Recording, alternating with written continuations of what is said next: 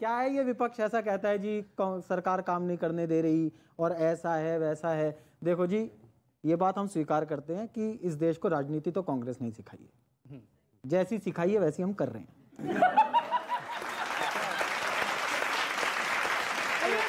Sir please sir, आप बहुत अच्छे लग रहे हो, इन दोनों को लड़ते देखकर आपको चुप बैठे बहुत अच्छा लगता है। पहली बार कांग्रेस के समर्थन में हो, प्लीज मुझे बोलने। हाँ।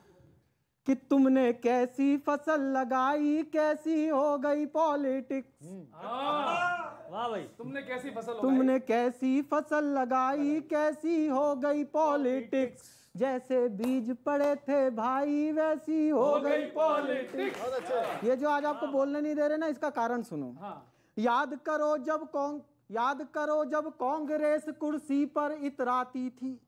याद करो जब कांग्रेस कुर्सी पर इतराती थी, बीजेपी के सीएम पर एसआईटी मंडराती थी। तोता कब थी सीबीआई, कैसी हो गई पॉलिटिक्स। तुमने कैसी फसल लगाई, कैसी हो गई पॉलिटिक्स।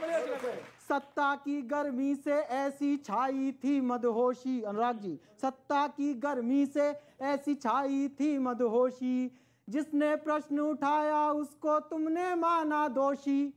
आंदोलन ने लाठी खाई, कैसी हो गई पॉलिटिक्स। तुमने कैसी फसल लगाई, कैसी हो गई पॉलिटिक्स।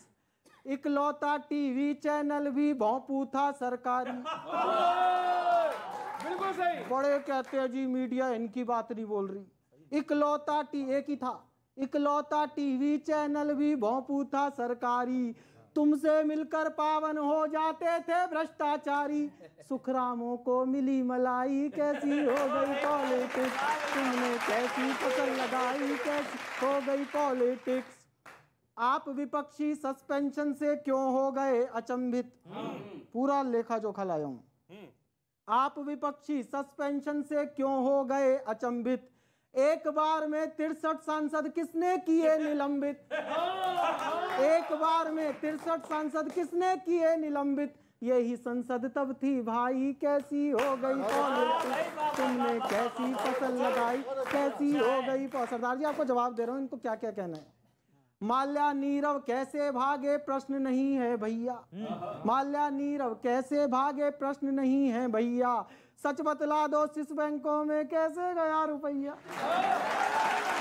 सच बतला दो स्विस बैंकों में कैसे गया रुपया। उसकी ही कर दो भरपाई, कैसी हो गई पॉलिटिक्स। अब चलती है तानाशाही, कैसी हो गई पॉलिटिक्स। लोकतंत्र का बुनियादी मतलब क्या है। लोकतंत्र का मतलब यह है कि सत्ता पक्ष होगा और उसके सामने जो होगा उसको विपक्ष भी नहीं कहा जाता है, उसको प्रतिपक्ष कहा जाता है। दूसरी बात ये कि कांग्रेस पार्टी पर सवाल उठाने का अधिकार आपको है, लेकिन इंस्टीट्यूशन, लोकतंत्र की बुनियादी चीज इंस्टीट्यूशन है, संस्थाएं हैं। कांग्रेस के शासनकाल में इंस्टीट्यूशंस खड़े हुए, लेकिन जिस बेशर्मी के साथ इस सरकार ने इंस्टीट्यूशंस का, संस्थाओं का दुरुपयोग किया है, और ईडी की चर्चा खासतौर से आपने की, सवाल ये पूछा जाना चाहिए इस देश की जनता के माध्यम से सरकार से कि केवल विपक्ष के नेताओं पर ही ईडी सवाल करेगी, सत्ता पक्ष के किसी नेता पर कोई सवाल नहीं होगा। केवल और केवल सरकारों को तोड़ने के लिए, चाहे मध्य प्रदेश की सरकार हो, चाहे गोवा की सरकार हो, चाहे महाराष्ट्र की सरकार हो, अन्य राज्यों की सरकारें हो, लोकतंत्र को पूरी तरह से हाशिए पर डालने की कोशिश है। ईडी की बड़ी चर्चा हुई। होता क्या है कि जब कोई गतिविधि करती है पार्टी, तो वो पार्टी मशहूर होती है, पार्टी को लोग जानते हैं। लेकिन ईडी ने इतनी गतिविधि कर दी है कि ईडी मशहूर हो गई है। अब क्या क्या हो रहा है देखो, उसके असर क्या होने वाले हैं कि अब तो देश में ईडी की इतनी चर्चा है जिसके असरात भी दिखने लगे। बच्चे A for apple, B for ball के बाद ई फॉर ईडी लिखने लगे।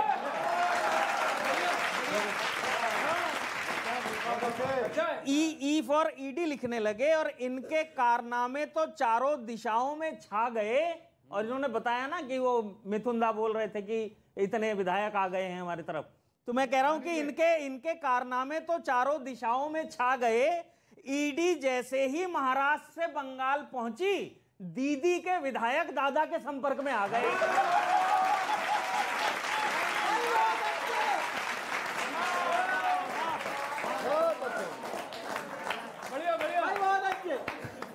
ये इसके असर हो रहा है, संपर्क में आ गए। पर एक बड़ा बढ़िया सवाल पूछ रहा हूं, आप देखना, बारीक सवाल है। पर महाराष्ट्र में सिर्फ शिंदे को जोड़कर ऐंठे हैं क्या? सरकार तो बन गई, मंत्रिमंडल बनाने के लिए भी ईडी के भरोसे बैठे हैं क्या?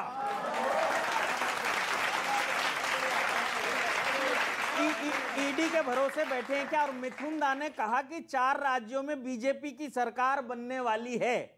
यानी भाजपा के झंडे और ज्यादा गड़ने वाले हैं, मतलब 4 राज्यों में एक साथ छापे पड़ने वाले हैं।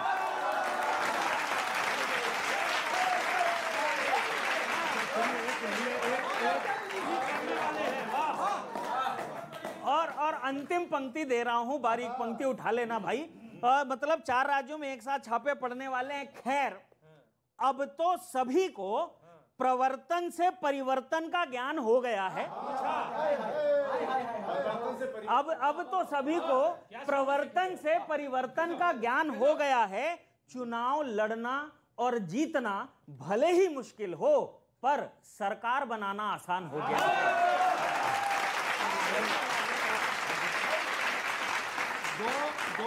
दो मंत्री जेल में है महाराष्ट्र के, हमारे कारण से नहीं जी, जेल में है। जो बंगाल में हुआ वो हाई कोर्ट के ऑर्डर थे और हमारे कारण से नहीं हो रहा। सोचो सरकार कुछ कह रही है, किसी सरकार का, ईडी का कोई इंटरवेंशन। हाई कोर्ट ने आदेश किया कि जरा इस पे जरा जांच कीजिए, उनकी जांच में हो रहा है। 2 मंत्री आज जेल में हैं। अफसोस इस बात का है कि सरकार आपकी है, आपके यहाँ पीडब्ल्यूडी में घोटाला होता है, ईडी पहुंचती नहीं है। आप पहुंचे तब तो उत्तर प्रदेश के पीडब्ल्यूडी के मंत्री के घर जाए तो कुछ मिलेगा ना। आप सिर्फ ओएसडी सस्पेंड करके काम चला देते हैं। कांग्रेस की सरकार में तो कांग्रेस के लोगों पर सवाल उठाए थे ईडी ने या सीबीआई वगैरह ने, और ये संस्थाओं की जिम्मेदारी है कि वो पारदर्शिता के साथ काम करें, चाहे आपके अपने लोग भी हों। इस बीच आजम खान जी को लपेटने के लिए हमारे किशोर भाई, जो इस समय देश के नंबर 1 मैनेजिंग एडिटर है, एक बार इनके लिए, हर बार ये नेताओं को लपेटते हैं, आज मैंने किशोर भाई को लपेटने की कोशिश की है। तो हमारे किशोर भाई जो है लपेटे में नेताजी के लिए पहुंच गए आजम खान साहब को बुलाने। क्या बात। देश के नंबर 1 शो लपेटे में नेताजी के लिए आज हम चल रहे हैं आजम खान साहब के पास और जानेंगे कि वो हमारे कार्यक्रम में आएंगे कि नहीं आएंगे।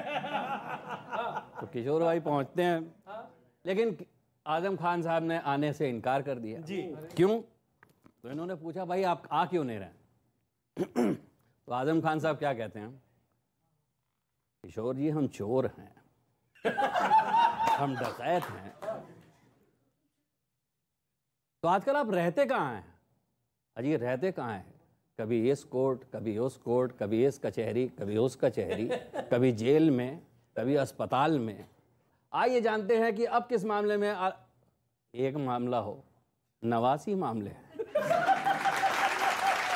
89 मामले, कैसे नामानिगार हैं आप? कैसे नामानिगार हैं? जी जी सही बात। अरे हम बकरी चोर हैं, हम भैंस चोर हैं, हम मुर्गी चोर हैं, हम किताब चोर हैं, लोगों के बच्चों की तालीम पर हमने डाका डाला है, और आप ऐसी बात कर रहे हैं। हाँ। मुझे तो डर ये है कि अभी मैं यहाँ से स्टूडियो से निकलने लगूं तो किशोर जी आप मुझ पे इल्जाम लगा लें कॉलर माइक चुरा लेंगे।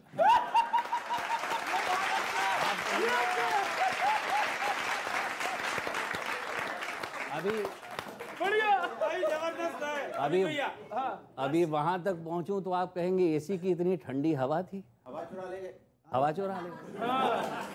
भाई हम तो जमीन के आदमी हैं। अनुराग जी को तो पता है। हाँ। बाकी लोग तो एसी कमरे में बैठे हुए हैं। हाँ। हमें तो नजर नहीं आ रहा है। अच्छा मॉल वगैरह आप गए कि नहीं? अरे मैं क्या जानूं मॉल यार, आप अजीब बात करते हो। उलू पुलू कुलू मॉल ऑल फॉल, यहाँ कोर्ट कचहरी से फुर्सत मिला तब तो हम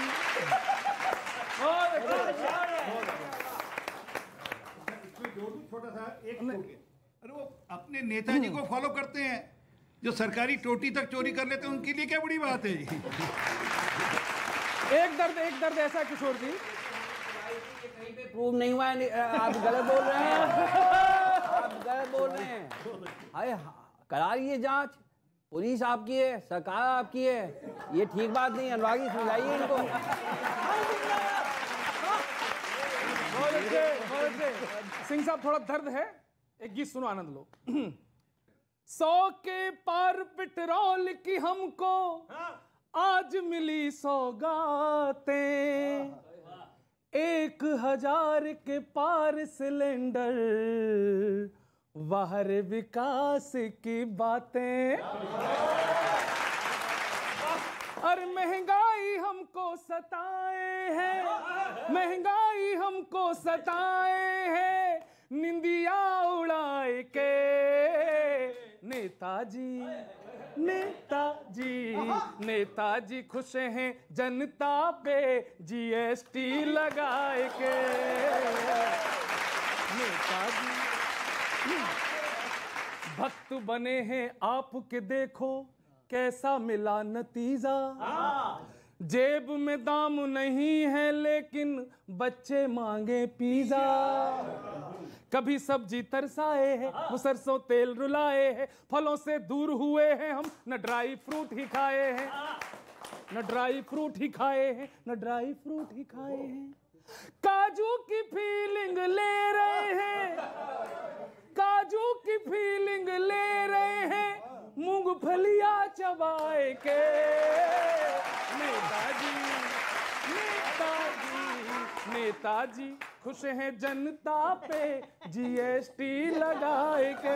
भाई कष्ट है, वोट हमने आपको ही दिया था। घर के खर्चे नहीं संभलते, कैसे मैं समझाऊं, लगता है सन्यास में ले लूं, मैं भी बाबा हो जाऊं। न बिजली बिल भर पाए हैं, न शॉपिंग मॉल घुमाए हैं, न महंगी साड़ी ले पाया, लुगाई आंख दिखाए हैं, लुगाई आंख दिखाए हैं। बीवी को खुश अब कर रहे हैं, आपने हमारे दिन कहां तक ला दिए। बीवी को खुश अब कर रहे हैं, पोछा लगाए के। नेताजी नेताजी नेताजी खुश हैं जनता पे जीएसटी लगाए के। और सुनिए, अब बगावत कर सकते हैं भाई साहब, आदि तो यहाँ हो चुकी है। धैर्य हमारा टूटा तो कुछ और सुना सकते हैं, केजरीवाल या राहुल को पीएम बना सकते हैं। यही बनाएगा। करो अब महंगाई का एंड, नहीं तो बच जाएगा बैंड। करो अब महंगाई का एंड, नहीं तो बच जाएगा बैंड। हवा में बहुत उड़ चुके हो, करो अब फ्लाइट अपनी लैंड। करो अब फ्लाइट अपनी लैंड, वरना 24 में वरना रह जाओगे, 24 में वरना रह जाओगे, घंटा बजाए के। नेताजी नेताजी नेताजी खुश हैं जनता पे जीएसटी लगाए के। महंगाई बहुत ज्यादा है, जीएसटी कोई केंद्र सरकार नहीं लगाती, वो पूरे देश भर के जो मंत्री आते हैं सबके सब बैठकर तय करते हैं और एक मत से तय करते हैं। तो लगती है, ये नहीं कि कोई जीएसटी कोई मंत्री लगा, कोई सरकार लगा लेती है। तो उसमें विपक्ष के नेता भी होते हैं, उसमें वो राज्य के भी सरकारों के भी है जो हमारे पास नहीं है। और देश में उड़ीसा है, देश में तमिलनाडु है, बाकी राज्य नहीं है।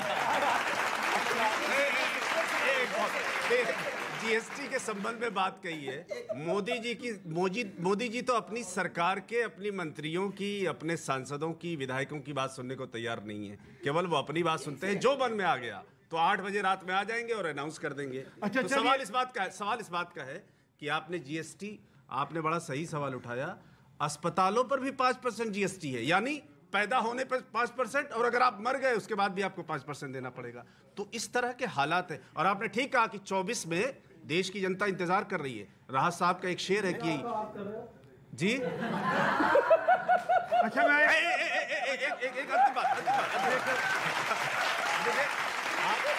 आप मुझे पता है कि भाई साहब की बात को रख रहे हैं, लेकिन दिल से नहीं रख रहे हैं, ये भी हमें पता है। एक राहत साहब का एक बड़ा अच्छा शेर है।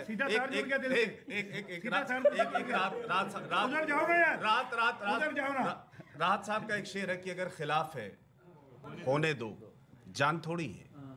अगर खिलाफ है होने दो, जान थोड़ी है। ये सब धुआं है, कोई आसमान थोड़ी है। जो आज साहिबे मसनद हैं, कल नहीं होंगे। किराएदार हैं, जाती मकान थोड़ी। बीजेपी, आपने सही कह रहे, बीजेपी ने क्या हालत, उन्होंने बोला ना विकास, पता है क्या आजकल बुंदेलखंड एक्सप्रेस वे बनाया है बीजेपी ने नया, धरती फाड़ के विकास निकला है वहां पे, वहां पूरी रोड टूट गई है, ऐसा बहुत अच्छे। ऐसी बारिश भी, अरे एक मिनट, ऐसी बारिश भी कभी नहीं हुई ना, और ये चिंता मत करिएगा, ये ठीक भी होगा। ऐसी बारिश कभी नहीं हुई जिसने बीजेपी की पोल खोल दी।